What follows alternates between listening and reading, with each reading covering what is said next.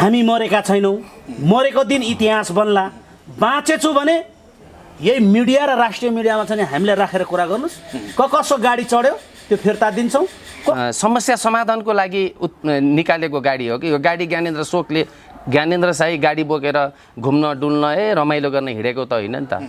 72 सालको संविधानले दिएको अधिकार जुन जनताले ल्यायो त्यही अनुसारको तपाईलाई उपलब्धिहरू जनतासम्म पुर्याइदिनुस् न, यति भए त पुग्यो त। ज्ञानेन्द्र शाहीले गाडी कहाँबाट चढ्यो? कहिले लिँदैनन्। आज मेरो जन्मदिनको उसमा मैले सत्य बोल्नुपर्छ। अनि पैसा आउँछ भने जे पाए त्यही गर्दिन, मिल्दैन त्यो। मिडियाले छ नि निष्पक्ष स्वच्छ भएर छ नि काम गर्नुपर्छ। केपी ओलीले जहाँ भन्यो ती भोट हाल्नुपर्छ, एमाले माओवादीले प्रचण्डले जहाँ भन्यो ती हाल्नुपर्छ। कसैले दिएको छ भने आऊ हामी दिन तयार छौँ, होइन भने गाडी कसरी चढे, के लाए, के खाए भन्ने कुरो हामीले गरेछौँ। अभियन्ताले शिवम सिमेन्टीले विद्युतको महसुल छ नि 2 अरब समथिङ कति तिर्न बाँकी छ। भर्खर छली गरेर छ नि रोडा गिट्टी बालुवाहरू छ नि सबै तस्करी भइराखेको छ। हाम्रो ट्याक्सले छ नि यातायात क्षेत्रमा जति ट्याक्स हामीले तिरेछौँ त्यो सत्य तथ्य छ नि यातायातमा छ नि सेवामुखी हुनु पर्यो। यदि सम्माननीय प्रधानमन्त्री राष्ट्रपति सबै तपाईहरू जनताको लागि छ नि प्रत्यक्ष कार्यकारी निर्वाचनको प्रणाली यही हामीले मागेका हौँ। दर्शक नमस्कार, म हरिप्रसाद पाठक, तपाईहरु हेर्दै हुनुहुन्छ मेकिङ नेपाल। आज हामीसँग हुनुहुन्छ हाम्रो नेपाल हामी नेपालीका यातायात विभागीय प्रमुख सानु पूर्व छाने मगर हाम्रो टिभीको स्क्रिनमा उपस्थित भइसक्नु भएको छ भने 1 नम्बर प्रदेशका सह संयोजक सफल खरेलज्यू पनि हाम्रो टिभीको स्क्रिनमा उपस्थित भइसक्नु भएको छ। यहाँहरु दुवै जनालाई एकमुष्ट मैले मेरो कार्यक्रममा स्वागत गर्न चाहन्छु। धन्यवाद। नमस्कार। पहिलो कुरो त सानु सर, आज तपाईको जन्मदिन परेको हुनाले मेकिङ नेपाल परिवारको तर्फबाट उत्तर प्रगति र जन्मदिनको धेरै धेरै शुभकामना। सर्वप्रथम सम्पूर्ण मिडिया लगायत मेकिङ नेपाल मिडिया र आम नेपाली दाजुभाइ दिदीबहिनी बुबा आमा लगायत सुशासनको लागि हाम्रो नेपाल हामी नेपाली अभियानका सदस्यज्यू, यस्तै गरी संयोजक ज्ञानेन्द्र शाहीज्यू, महिला विभाग प्रमुख शोभा गुरुङज्यू, अनुशासन विभागका विनोद खड्काज्यू लगायत सम्पूर्ण मित्रहरूले जे जति मलाई शुभचिन्तक ज्यूहरूले जुन 41औं वर्ष पुरा भएको उसमा जुन शुभकामना दिनुभयो उहाँहरूलाई म नमन गर्दै देशको भ्रष्टाचारी र व्यतिथिको अन्त गर्नको लागि म सम्पूर्णलाई चाहिँ बुलन्द युवा आवाज र नेपाली आवाज उठाइदिनु हुन म आग्रह गर्दै म सदैव साथ सहयोगमा म सम्पूर्णलाई म धन्यवाद दिन चाहन्छु। मैले पहिलो क्वेसन हजुरसँगै सोध्न चाहेँ र पहिलो क्वेसन कहाँबाट सुरु गर्न चाहेँ भने AP1 टेलिभिजनले MCC को विज्ञापन प्रसारण जुन गरेको थियो र धेरै युवाहरूले त्यसको प्रतिकारमा पनि उत्रेर अहिले बन्द भएको अवस्था पनि सुनिन्छ। साँच्चै AP1 ले गरेको त्यो काम एकदमै सराहनीय थियो या थिएन? तपाईहरु जस्ता चाहिँ हाम्रो नेपाल हामी नेपालीको लागि जुन सबैभन्दा पहिले मुद्दा उठाउने व्यक्तिहरूले नो MCC भनिराखेकोमा एउटा नेशनल मिडियाले त्यो काम गर्नु भनेको के भन्नुहुन्छ तपाई? यसमा छ नि घोर आपत्ति छ। जहाँ कि नेपाल आमाको छाती टुक्राएर छ नि आमा नै बेच्न लागिरहँदा जुन AP1 ले जुन एक किसिमको डलरको खेती या कतै छ नि सेटिङको आधारमा छ नि AP1 ले गरियो, यसमा छ नि हामी युवाहरू चुप्प लागि बस्दैनौँ। यसमा म सम्पूर्ण अभियन्ता र हामीले पनि खबरदारी गरेका छौँ, किनभने नेपालको युरियन, नेपालका फालाम, सुन, चाँदी, हिरा, मोती र जुन नेपालको हराभरा भएको जुन डाँडा काँडाहरू सबै तहसनस गरेर जुन एक किसिमको पदार्थहरू जुन अमेरिकाले लानु खोजिराखेको छ, यसमा छ नि एकजना हाम्रो समथिङ अग्रज हुनुहुन्छ, बुद्धिजीवी विद हुनुहुन्छ, उहाँले जुन भनिएको छ 55 अरब रुपैयाँ त छ नि अहिले चाहे भने म अहिले उठाइदिन्छु भनेर भनिराखेको छ। र यो भन्दा पनि बढी त NCL को छ नि कर तिर्नलाई बाँकी छ। जस्तो यस्तै गरी देख्यो शिवम सिमेन्टीले विद्युतको महसुल छ नि 2 अरब समथिङ कति तिर्न बाँकी छ भनेदेखि छ नि ठुल्ठुला कम्पनीहरूले जुन ट्याक्सको दायरामा नआएका र जुन नतिरेका नेपाल सरकारलाई हजुर त्यो माध्यमबाट छ नि नेपाल सरकारलाई सबै मम भनेर साथ सहयोग गरियो भने तपाईँको छ नि 55 अरब केही पनि होइन। त्यो भएर जुन AP1ले छ नि ट्याक्स छली गर्नलाई भोलि कर नतिर्नलाई त्यो हिसाबको खेलमा या कतै डलरको खेलमा चाहिँ AP1ले बोले हो कि खबरदार AP1लाई खबरदार।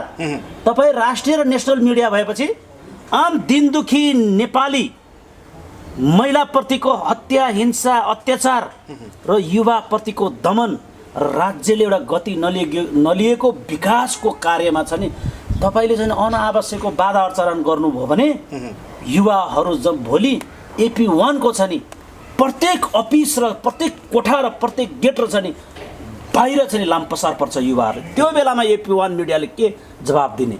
त्यो भएर तपाईँ पनि चोखो हुनु नखोज्नुहोस्।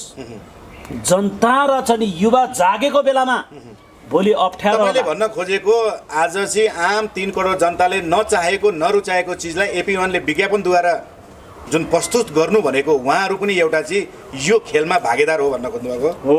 त्यो हिसाबले चाहिँ मिडियामा छ नि MCC आम नेपाली 3 करोड जनता चाहिँदैन भने सडकमा उफ्रिने भाटा खाने हात हालाहाल हुने हजुर देशप्रतिको माया भएर चाहिँ वफादार आवाज उठाउने अनि MCC को बारेमा चाहिँ लागू हुने भनेर जुन दिएछ नि प्रतिक्रिया त्यो प्रतिक्रिया राम्रो एउटा मिडियामा AP1 नेपालको मिडिया होइन राष्ट्रिय नेसनल मिडिया होइन धेरै च्याम्पियनहरू चाहिँ खेलाइराखेको छ। हामीले चाहिँ त्यसमा चाहिँ के अब्जेक्सन गरेछौँ उजागर गरिएको छ धन्यवाद छ। तर देशप्रति र देशको अहितको काममा गर्दाखेरि युवाहरू किन जुर्मुर्याएर चाहिँ AP1लाई गाली गरिरहेको छ? हजुर किन गाली गरिरहे? अनि पैसा आउँछ भने जे पाए त्यही गर्दिन मिल्दैन। त्यो मिडियाले चाहिँ नि निष्पक्ष स्वच्छ भएर चाहिँ नि काम गर्नुपर्छ। अहिले हेरियो भने तपाईँको जुन पूर्व राष्ट्रपतिले चुरे क्षेत्रका दोहन गर्नु नपाउने भनिएको छ नि हजुर दोहन गर्नु नपाउने भन्ने ठाउँमा कति कर छली गरेर चाहिँ रोडा गिट्टी बालुवाहरू चाहिँ सबै तस्करी भइराखेको छ। आज त्यस्ता ती नेसनल मिडियाहरूले त्यस्ता कुरा देखाउन किन सकिरहेको छैन? किन साथै त्यहाँबाट पनि उनीहरूलाई कमिसन आउँछ। हिम्मतका साथ देखाएको छ। मेकिङ नेपालले देखाइयो।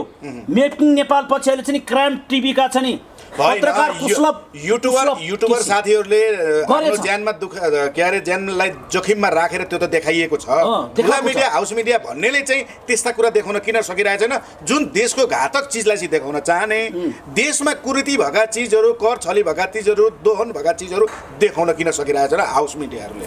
यिनीहरूले ल बताइदिनुस् प्रश्न बताइदिनुस्। आज यिनीहरूले छ नि तपाईँको हामी राष्ट्रिय लेभलको मिडिया हामीलाई सरकारको छ नि सम्माननीय प्रधानमन्त्री पूर्व मन्त्रीहरूलाई चाहिँ देखाएर छ नि सबै चिज हुन्छ भनेर चाहिँ एक किसिमको भ्रममा छन् उनीहरू। भोलि आम युवा शक्ति र भोलि आम नेपालीले जब न्यायको पक्षमा गइसकेपछि भोलि राष्ट्रिय स्तरका मिडियाहरूले पनि मनन गर्ने पर्ने बेला हुन्छ भनिदिन्छ नि। यहाँ छ नि जसलाई सेटिङ गर्छ जोसँग काम लिनुपर्छ अहिले तपाईँको छ नि हाम्रो बारेमा तपाईँको यहाँ छ नि त Kantipur television ABC AB news तपाईँको यो छ नि सगरमाथा टेलिभिजन जनता टेलिभिजन यिनीहरू छ नि हाम्रो बारेमा हामीसँग लिन्छन् इन्टरभ्यू कहिले लिँदैनन्। आज मेरो जन्मदिनको उसमा मैले सत्य बोल्नुपर्छ किनभने म जन्मेको मर्नको लागि। तर यो देशमा केही हुन्छ युवाकोले चाहिँ देश परिवर्तन गर्छ भनेर आवाज उठाइरहँदाखेरि सत्य तथ्य यिनीहरूलाई ल्याएर बोलायो भने भोलि सबै पर्दाफास हुन्छ राष्ट्रिय मिडियाप्रति प्रहार हुन्छ भन्ने किसिमले चाहिँ उहाँले चाहिँ हामीलाई चाहिँ इन्टरभ्यू लिनुहुन्न हामीलाई बोलाउनुहुन्न। जहाँ सेटिङ जहाँ चाहिँ ट्याक्स दिनु सक्दैन त्यस्तोको छ नि लुकाउने काम गर्छन् यिनीहरूले चाहिँ बाहिर ल्याउने काम गर्दैन। अब युवा जाग्दैछ सुशासनको लागि हाम्रो नेपाल हामी नेपाली तत्पर्य अगाडि बढ्दैछन्। भनेपछि युवा जगाएर। तपाईँले भन्न खोजेको हाउस मिडियाहरू अहिले सानो मिडियासँग डराउँदैछन्। कुनै समय वैदेशिक रोजगार विभागमा चाहिँ यिनै मिडियाले चाहिँ धेरै करोडौँको छली गरेको, आम नेपाली जनतालाई चाहिँ ठगेको दृश्य देखाउँदै गर्दा जनता टेलिभिजन पनि त्यहाँ गएको थियो र जनता टेलिभिजनले युट्युबरलाई गाली गरेको थियो। के त्यो सही हो? आज चाहिँ युट्युबरले राम्रो काम गरेकोले गर्दा उनीहरू डराएका हुन् या के हुन्? आफूले सत्य तथ्य बाहिर नल्याएको युट्युबरले बाहिर ल्याइदिएको होइन, कोही कसैसँग डराउनु पर्दैन, कोही कसैसँग डराउनु पर्दैन। सत्यता भने एक दिन चाहिँ उजागर हुन्छ नै। अब हामीले अभियानले भोलि वडा कमिटी, गाउँ कमिटी र नगर कमिटीमा छ नि पाइको हिसाब गर्यो भने त्यो बेलामा चाहिँ छर्लङ्ग हुन्छ। त्यो बेलामा कसको इन्टरभ्यू लिने राष्ट्रिय स्तरको मिडियाले? र अर्को कुरो, जुन तपाईँले अहिले विदेशको जुन वैदेशिक रोजगार विभागको कुरा गर्नुभयो नि, 80 लाख युवा त छ नि खाडीमा बिकिएको छ।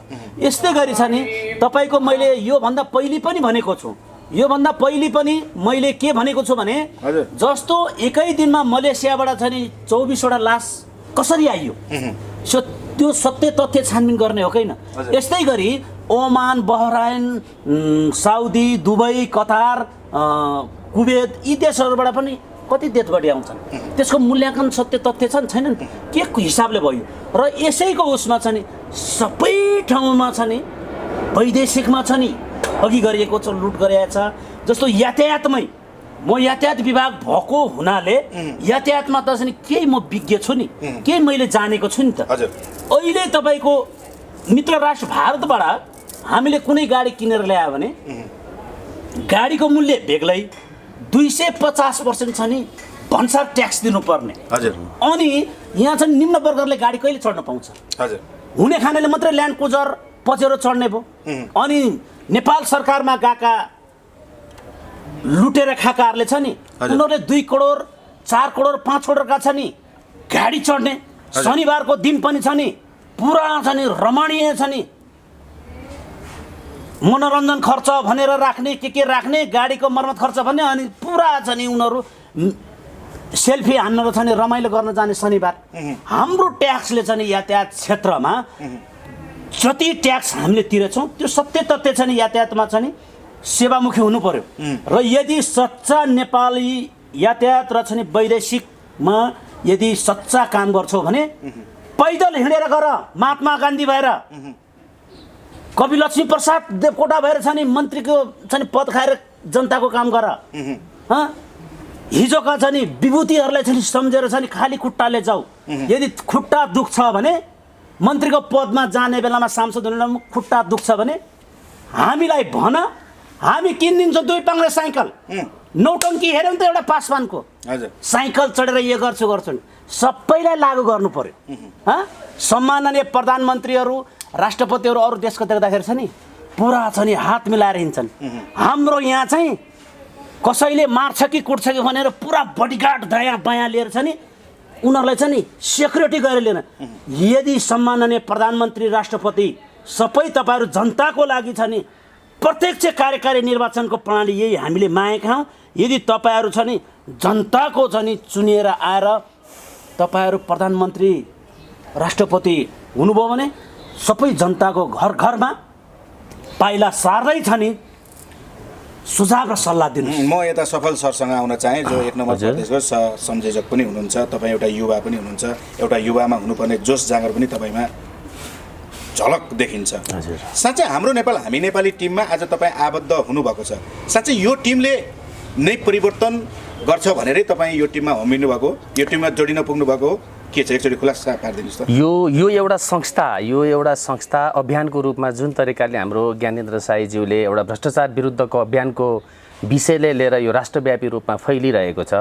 रियालिटी हामीलाई वास्तवमा चाहिने पनि त्यही हो। हिजो माओवादी जनयुद्ध भइरहँदाखेरि यहाँको व्यवस्थापन गलत थियो र त्यो व्यवस्थापनलाई चाहिँ परिमार्जन गर्नुपर्छ भन्ने उद्देश्यले हामी र हाम्रा नेपाली सम्पूर्ण युवाहरू चाहिँ त्यो माओवादी जनयुद्ध होमिनुभयो।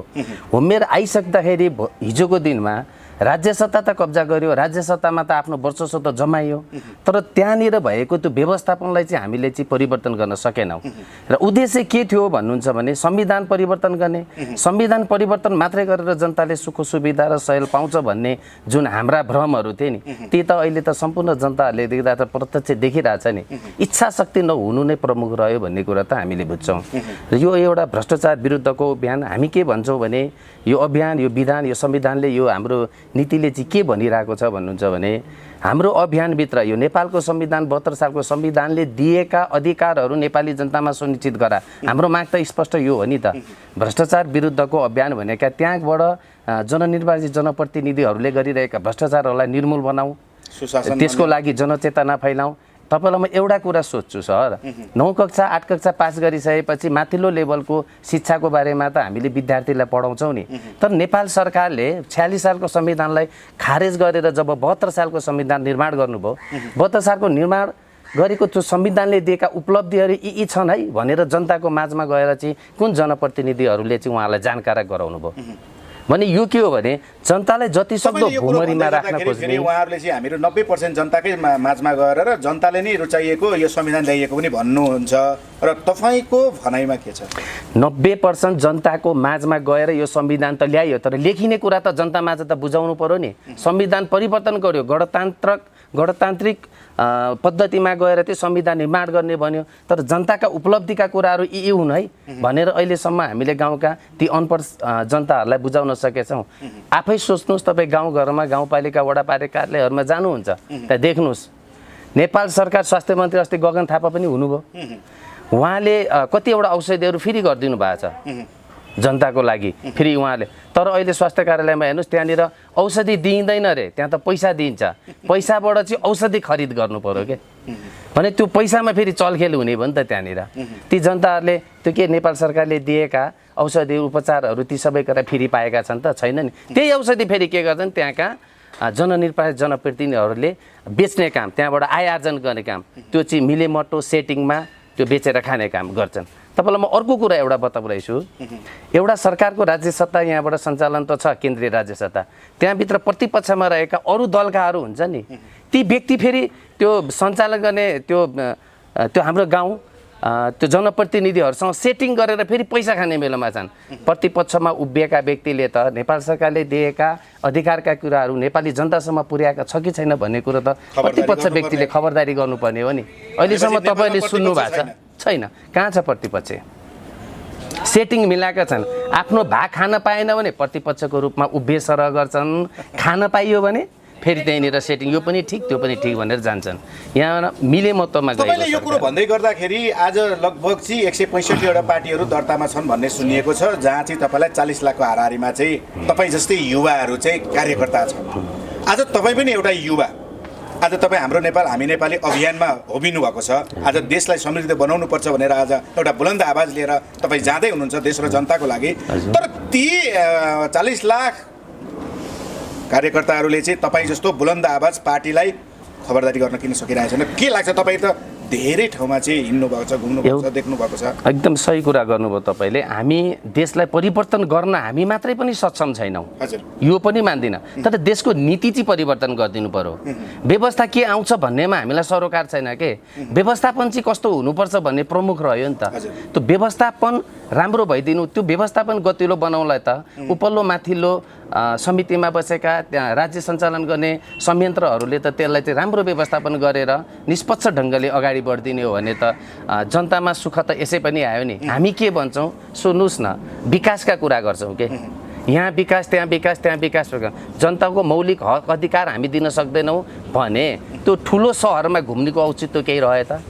भारतबाट तपाईँलाई नेपाली जनताहरू मजदुरहरू नेपाल छिरिराख्दाखेरि उसले आफ्नो स्वाभिमान प्रकट गरेर नेपाल छिर्ने वातावरण जब नेपाल सरकारले बनाइदिँदैन भने यहाँ भएको विकासको महत्त्व के भयो उहाँलाई? त्यसको औचित्य केही रह्यो होला त्यो। त्यसकारण हामी के भन्छौँ भने व्यवस्था भन्दा पनि व्यवस्थापन गतिलो हुनु पर्यो। यो पार्टीले यो नीति ल्याएको छ, यहाँ प्रजातान्त्रिक पार्टी गणतन्त्रवादीदेखि अनेक छन् हैन, सबै छन् नि। अमेरिकामा पनि त तपाईँलाई काङ्ग्रेसी तपाईँलाई प्रजातान्त्रिक पार्टी र डेमोक्रेसी चलिरहेछ, तपाईँलाई चाइनामा अर्को छ। आखिर यी दुई देश त विकसितै छन् नि त, कसरी गलत भयो त दुइटै? दुइटै त ठिकै हो, त्यो इच्छा शक्ति चाहिँ हुनु पर्यो के नेताहरूमा।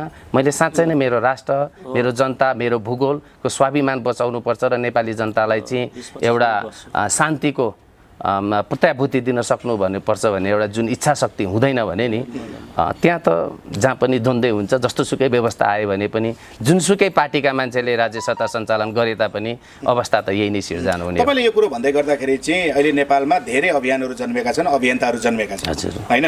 तपाईँहरूको अभियान पनि एउटा चाहिँ देश र जनताकै लागि आएको अभियान भन्नुहुन्छ तपाईँहरूले। ती अरू अभियन्ताहरूलाई तपाईँहरूले एक ठाउँमा ल्याउन किन सकिराख्नु भएको छैन त? हो, हाम्रो चाहना पनि त्यही हो। तपाईँहरूको अभियन्ताहरू पनि अहिले चाहिँ सबैलाई हिजो राजनीतिक दलको व्यक्तिहरूलाई जसरी पद र पैसा चाहिएको थियो, तपाईँहरू जस्ता अभियन्ताहरूलाई पनि त्यही पद र पैसा मात्रै चाहिएको? विभिन्न अभियान जुन खोलिएका छन्, फरक फरक नामका अभियान खोलिएको छ नि। हजुर, म यही क्वेसन, तपाईँको क्वेसन चाहिँ यहाँ जन्मिएका अझ हजारवटा अभियानहरू छन्, उहाँहरूलाई पनि गर्न चाहन्छु के।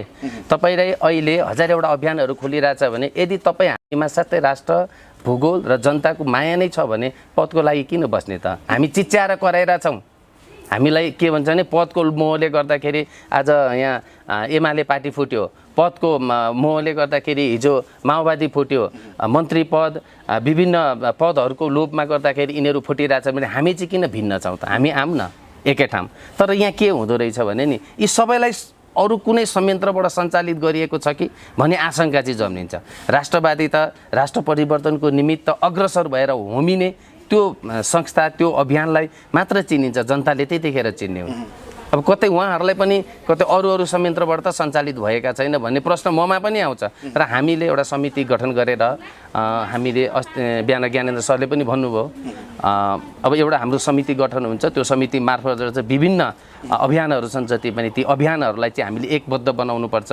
जब हाम्रो उद्देश्य एउटै छ, चाहना एउटै छ, जाने ठाउँ एउटै छ भने फरक फरक बाटोबाट किन लम्किने?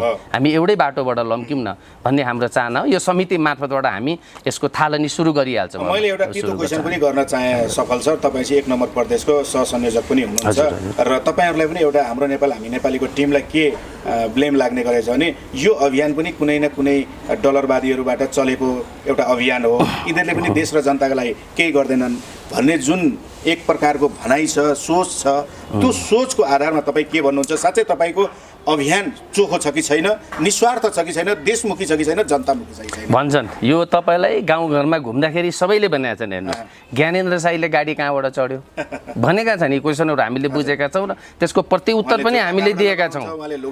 यो देशमा धेरै यस्ता भन्ने कुरो अभियन्ताहरूले चाहिँ नाङ्गै हिँड्नुपर्ने हो सर? होइन, यो देशमा धेरै यस्ता नेपालका राष्ट्रवादी साथीहरू पनि हुनुहुन्छ जसले चाहिँ यो तपाईँलाई समस्या समाधानको लागि निकालेको गाडी हो कि यो गाडी ज्ञानेन्द्र साई गाडी बोकेर घुम्न डुल्न रमाइलो गर्न हिँडेको त होइन नि त।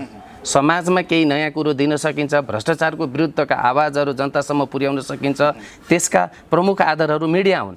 मिडियातिर जानुभयो, यसको लागि कामको लागि प्रयोग गरिएका चिजहरू नि। तर यो मलाई कसले चाहिँ दिएर पठाइदिएको छ त? यो चाहिँ त्यो मान्छेलाई सोधिदिनुहोस् न एकचोटि हजुरले। कुन व्यक्तिले चाहिँ अनुदान दिएको छ? त्यो दिएका अनुदान के का कारणले दिएका हुन् भन्ने कुरो चाहिँ ल्याइदिए हुन्थ्यो भने चाहिँ यी हावामा बगमपुसी हावामा, किनभने यो एउटा अभियानलाई तुल्याउन खोजिएको एक प्रकारको साजिस हो। रियालिटी यो पनि हो, एउटा सानो अभियानले ठुला पार्टीहरूले गरेको गलत कार्यको विरुद्धमा जब उभिँदा उहाँहरूलाई धक्का पुग्छ भने सानो चिजलाई कसरी निचोर्ने भन्ने प्लानिङ चाहिँ उहाँहरूले रच्नुहुन्छ के। यस्ता रणनीतिमा दिमाग खेर फाल्नुभन्दा राष्ट्र विकासमा दिमाग खेर फाल्नलाई म अहिले राज्य सञ्चालनमा बसेका सम्पूर्ण राज्य सञ्चालन गर्ने प्रतिनिधिहरूलाई चाहिँ म अनुरोध गर्दछु, यो सानोलाई त्याउने होइन, बरु व्यवस्थापनमा चाहिँ जाउँ। हामीले व्यवस्थापन चाहिँ बलियो बनाउनुपर्छ, जनतालाई सुख सुविधा समृद्धि दिनुपर्छ। 72 साल हामी केही पनि भन्दैनौँ सरकारलाई।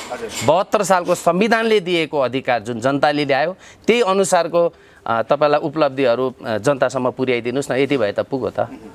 पुगेन र? तपाईँलाई लाग्छ 72 सालको संविधान पूर्ण छ, त्यसले देश र जनतालाई विकास गर्छ, देश र जनताकै हितमा काम गर्छ त्यो संविधानले भन्ने लाग्छ तपाईँलाई? अब यी सबै प्रश्न बताइदिनुहोस् होइन, एकदम आफ्नो मन वचनबाट हाम्रो नेपाली दाजुभाइ दिदीबहिनीलाई बताइदिनुहोस्। 72 सालको संविधानमा उभिएर कुरा गर्नु पर्दाखेरि एक नम्बर त 12 वर्ष हाम्रो प्रचण्ड माओवादीले जनयुद्ध 12 वर्ष जनयुद्धको उसमा टेकेर ल्याएको संविधान हो। यहाँ जनताका पसिना रगत पनि बगेका छन्। उनीहरूले चाहेका गणतान्त्रिक संविधान जुन छ त्यो संविधान त आयो, तर यहाँनिर भित्र के खुरापाती भयो। तल म यो दिन्छु, यसमा डलरको खेल। आम नेपाली जनता होमिए नेपाल आमाकै छोराहरूले योगदान गरेर उनीहरूकै रगतले यो संविधान बनेको भन्नुहुन्छ र तर 12 बुँदे समझदारी त दिल्लीबाट भएको थियो नि। आम अहिले विश्लेषकहरूले के भन्नुहुन्छ, त्यही 12 बुँदे समझदारीले गर्दाखेरि आज देशको हालत यो भएको, जबकि त्यो संविधान नै विदेशीको ग्रान्ड डिजाइनमा आएको भन्छ। तपाईँ के भन्नुहुन्छ? हरेक नेपालीहरूले त्यो भन्नुहुन्छ, तर के छ भने 12 वर्ष जनयुद्धबाट आएको त्यो एउटा भुमरी छ नि, त्यसलाई नेपाली जनता र यहाँ राज्य सत्तामा बसेका साथीहरूको समन्वयमा एउटा चिज उत्पादन गर्नुपर्ने भयो। त्यो चिज के हो भने संविधान। फेरि संविधान बनाउँदा पनि बार्गेनिङ भयो। यो चिज राख्दै पनि म यति डलर दिन्छु, यो चिज राख्दा। जस्तो तपाईँलाई अब धर्मको विषयमा नेपाली जनतामा त धेरै आयो नि, हिन्दू धर्म थियो किन हटाइयो भन्यो, त्यहाँनिर तपाईँलाई डलरको खेती भयो भन्ने कुरा पनि छन्। अब हिजो मैदानमा लडिरहेका साथीहरू सबै साथीले आएर चाहिँ संविधान लेख्ने होइन क्या, त्यहाँबाट एउटा प्रमुख रूपमाथि नेतृत्वको वर्गमा चाहिँ मान्छे 2-4 जना पठाइन्छ। उहाँहरू नै भोलि बिग्दिने वातावरण भइदिने भने त नेपाली जनताको त। तर समग्रमा हेर्दाखेरि लोकतान्त्रिक पद्धतिमा आज म यहाँ तपाईँको सामुमा नेपाल सरकारले गरेका कमी कमजोरी र गल्तीको बारेमा जति आवाज बोलिरहेछौँ नि, यो मलाई त्यही संविधानबाट, यही गणतन्त्रबाट नै उपलब्ध भएको। अन्यथा हिजोको अस्तिको दिनमा त हामी बोल्ने थिएनौँ नि। यो उपलब्धि हो, उपलब्धिलाई हासिल गर्ने हो, तर उपलब्धि सँगसँगै बेकार चिजहरूलाई चाहिँ हामीले परिमार्जन गर्दै जानुपर्छ। र संविधानमा अपुग भएका कुराहरूलाई फेरि पनि यही देशका युवाहरूले बसेर चाहिँ त्यसलाई परिमार्जन गरेर एउटा राष्ट्र नेपालमा सुहाउँदो खालको संविधान निर्माण गर्ने र त्यही अनुसार जस्तो प्रत्यक्ष निर्वाचित कार्यकारी प्रणाली हामीले जुन भनेका छौँ संसदमा, त्यो किनभने भोग्यौँ नि त।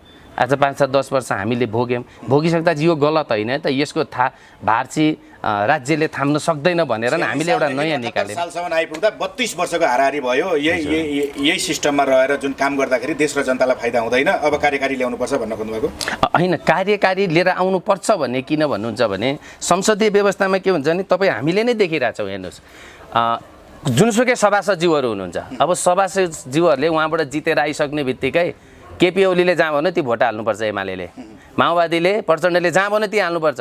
म हाल्दिनँ नि, मलाई गगन थापा मलाई मन परेको छ भनेर गगन थापालाई भोट हाल्न पाए त? पाएन नि। किनभने त्यो त तपाईँलाई लोकतान्त्रिक पद्धति नै भएन नि, भयो त यो संसदहरूको भयो। उहाँले चाहेको ठाउँमा भोट हाल्न पाउनुहुन्न। यहाँ उर्दी जारी हुन्छ, पार्टीको नेतृत्वले फलान ठाउँमा भोट हाल्ने, फलानु व्यक्तिलाई दिने, फलानुलाई प्रधानमन्त्री बनाइदिने। यो पद्धतिबाट चाहिँ खारेज हौँ। अब नेपाली जनताले एकजना व्यक्तिलाई प्रतिनिधि बनायो भने त त्यो त हजारौँ जनाको प्रतिनिधित्व गरेको व्यक्ति करोडौँमा बिक्री भइदिने भयो क्या। त्यो हजारौँ लाखौँ जना जनताले चाहिँ आफैले चुन्ने एउटा वातावरण, त्यो पनि उच्च स्तरको पद भनेका छौँ हामीले। त्यो पदमा चाहिँ त्यो अधिकार जनतालाई चाहिँ दिनुपर्छ। कार्यक्रमको अन्तिममा छौँ। अन्तिममा तपाईँ मैले सोध्न छुटाएका तपाईँलाई भनौँ लाग्ने शब्द पनि अरू बाँकी छन्, अन्तिममा हाम्रो दर्शकहरूलाई अथवा आम नेपाली जनमानसलाई बताइदिनु। धन्यवाद। मलाई छ नि जुन अघि हाम्रो पत्रकारज्यूले भन्नुभयो नि 12 बुँदे सहमति दिल्लीबाट, त्यसमा अलिकति चसक्क मलाई राख्न मन लाग्यो होइन। र जनताले पनि बुझ्नुपर्छ, किनभने यत्र सांसद आए हिजो छ नि खुन रगतहरू बगाएर छ नि लोकतन्त्र गणतन्त्र भनेर खुब उफ्रेका छौँ, तर कहाँ आयो भने चाहिँ भेटेका छैनौँ। र अर्को कुरो जुन ती 12 बुँदे सम्झौतामा छ नि केही मन्त्रीहरू त एबोगडा पनि फलाउन गएको छ नि त।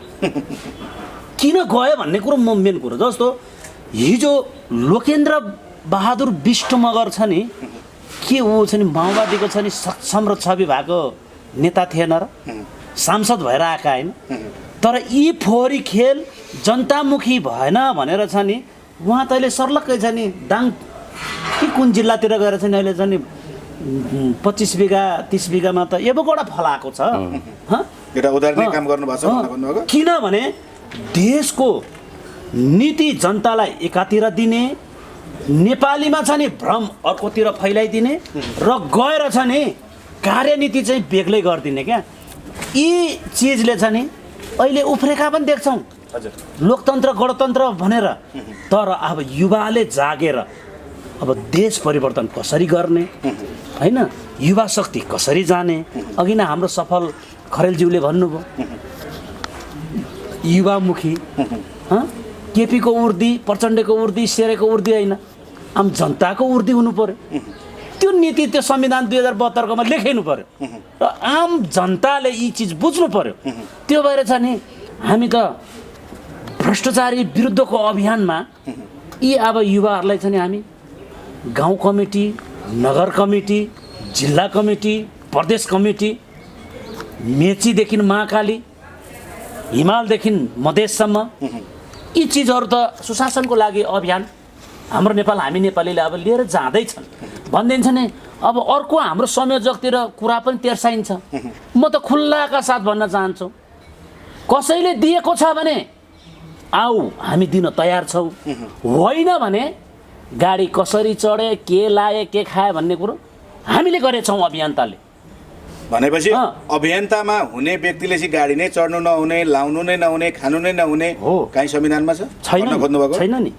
संविधानमा लेखेको छ त? लेखेको छैन नि। एउटा जाब देशको छ नि चन्द्र सूर्यको गर्व गर्नु नसक्ने, लुटेका सांसद गर्व मन्त्री गर्नु नसक्ने प्रधानमन्त्रीको बारेमा चाहिँ सुशासनको लागि अभियानले चाहिँ चन्द्र सूर्य राखेर युवा शक्ति र भ्रष्टाचारी र व्यतिथिको अन्त गरौँ, गणतन्त्र र चाहिँ लोकतन्त्र कहाँ भनेर खोजौँ भनेर आवाज उठाउँदाखेरि टीका टिप्पणी गरेछौँ, लेखेर चाहिँ दिन्छौँ, प्रत्यक्ष छ। त्यो भएर चाहिँ अन्तमा यदि तपाईँहरू छ नि टीका टिप्पणी गर्नुहुन्छ भने हामी मरेका छैनौँ, मरेको दिन इतिहास बन्ला। बाँचेछु भने यही मिडिया र राष्ट्रिय मिडियामा चाहिँ हामीले राखेर कुरा गर्नुहोस्। कसो गाडी चढ्यो त्यो फिर्ता दिन्छौँ, कससँग पैसा लियो त्यो फिर्ता दिन्छौँ। तर अभियान छ नि हामी सम्पूर्ण दिन दुखी थिचोमिचो भएका र विदेशमा चाहिँ 60-65 डिग्रीमा यो नीति नेपालमै हुनु पर्यो, हराभरा 4 जातको 36को फुलबाडीमै बसेर नेपाली आमाको भूमिलाई नै चाहिँ गर्व गरेर सुन्नु, गर्व गरेर हामी चाहिँ देश परिवर्तन गर्छौँ भनेर छ नि यो अभियानप्रति माया गरेर अभियान एकदम अगाडि गइराखेको छ। टीका टिप्पणी आउँछन् जस्तो उहाँले 1000 जना अभियन्ता एक दिन अवश्य सम्पूर्णलाई 2 हात जोडेर म फेरि पनि म नमस्कार गर्न चाहन्छु। आज जन्मदिनको उसमा तपाईहरू एक ठाउँ आउनुहोस्, एजेन्डा एउटै हो, हामी एकै ठाउँ बसेर छ नि पद होइन नेपाल समृद्धि बनाऊ, सुशासन बनाऊ। त्यो भएर चाहिँ हाम्रो सफलजी पनि छ नि बारम्बार सुशासन र समृद्धिको लागि छ नि हामी सबै संयोजक बनेर नेपाल र नेपालीको एउटा चाहिँ बुलन्द आवाज लिएर भन्न खोज्नु भएको होइन? अच्छा ठीक छ। हाम्रो नेपाल हामी नेपाली नै छ नि त, नामै काफी छ। चन्द्र सूर्यको छाता मुनि बसेको छ, युवा र छ नि देश परिवर्तनकारी हुनु पर्यो, समृद्धि र सुशासन हुनु पर्यो। गणतन्त्र लोकतन्त्र थाहा छैन कता हराछ, खोज्दैछौँ हामी, त्यो पनि अन्तिममा सफल छ। मैले हजुरलाई अन्तिममा एउटा किन हजुरले यता क्वेसन सोध्नु भएको थियो, एउटा के भने एपी मिडिया मार्फतबाट चाहिँ एमसिसीको विरुद्धको बारेमा गरेका कुराहरू छन्। मेरो धारणामा र हजुरहरूले पनि बुझ्नुपर्ने विषय चाहिँ आन्तरिक विषयमा चाहिँ मिडियाले जे जस्तो टीका टिप्पणी गरे तापनि यसलाई सहर्ष स्वीकार्न सकिएला, तर राष्ट्रियताको विषयमा चाहिँ यी मिडियाहरूले अर्को राष्ट्रको पक्षमा लागेर वा अर्को राष्ट्रको भलाइको निमित्त वकालत नगरिदिँदाखेरि राम्रो हो। किन हुन्छ भने मानव मेरो देशको खानुहुन्छ, मेरा बाआमाले उब्जनी गरेका अन्नहरूले तपाईँ जीविकापार्जन गर्नुहुन्छ अनि गुण चाहिँ अर्काको देशको गाइरहनुहुन्छ भने तपाईँको आमाले तपाईँका परिवारले तपाईँलाई जन्माउनुमा कति भुल गर्यो भनेर धिक्कार्ने छन्। त्यसकारण मिडिया साहित्यलाई यसमा चाहिँ सजग हुनु होला। राष्ट्रियताको विषयमा विशुद्ध राष्ट्रवादी नै हुनुपर्छ मिडियाकर्मी पनि। अन्तमा म तपाईँलाई समस्त युवाहरूलाई, समस्त अभियन्ताहरूलाई हामी एकै ठाउँमा बिसौँ, समृद्धिको लागि, व्यवस्थापनको लागि राम्रो व्यवस्थापन निर्माण गर्यो भने हामीलाई अरू केही पनि चाहिँदैन, यसै पनि परिवर्तन हुन्छ, एकै पनि विकास हुन्छ र हामी अगाडि बढ्न सक्छौँ। राष्ट्रको नाम विश्वभरि चिनाउन पनि सक्छौँ। स्वाभिमान र अखण्डतामा त हामी अडिग रहनुपर्छ भन्ने सन्देश दिँदै यहाँहरूबाट बिदा। यहाँहरू दुवैजनालाई आफ्नो अमूल्य समय र अमूल्य शब्द र संवादको लागि हजुरलाई पनि मेरो तर्फबाट धेरै धेरै धन्यवाद। मेकिङ नेपाल र छ नि पत्रकार बन्धुलाई पनि धेरै धेरै धन्यवाद दिन चाहन्छु। सुशासनको लागि हाम्रो नेपाल हामी नेपालीका सम्पूर्ण अभियन्ता र चाहिँ सदस्यज्यूहरूबाट धेरै धेरै धन्यवाद दिन चाहन्छु मेकिङ नेपाल परिवारलाई।